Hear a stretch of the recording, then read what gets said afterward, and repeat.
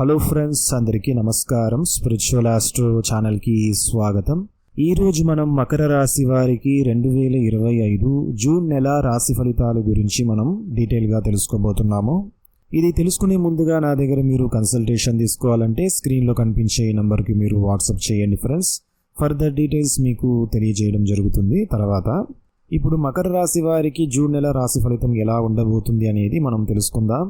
ప్రస్తుతం మీ యొక్క ద్వితీయ స్థానంలో ఉన్న రాహువు, అష్టమంలో ఉన్న కేతువు, అలానే జూన్ నెలలో మీకు కుజుడు కూడా అష్టమ స్థానానికి గోచరిస్తాడు.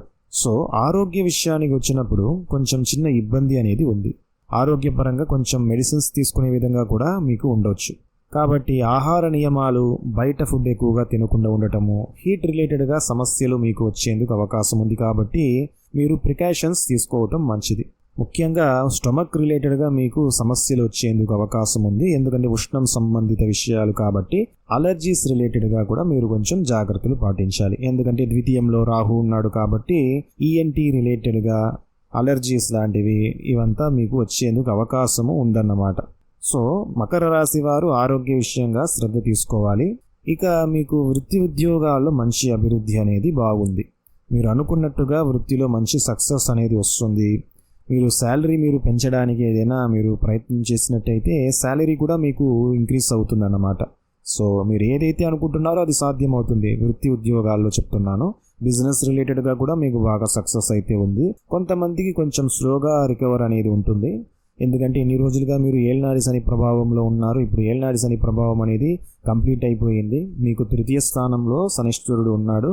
శనీశ్వరుడు తృతీయంలో ఉండడం అనేది చాలా మంచిదన్నమాట. సో ఓవరాల్గా మీకు బిజినెస్ కెరియర్కు చాలా బాగుంది.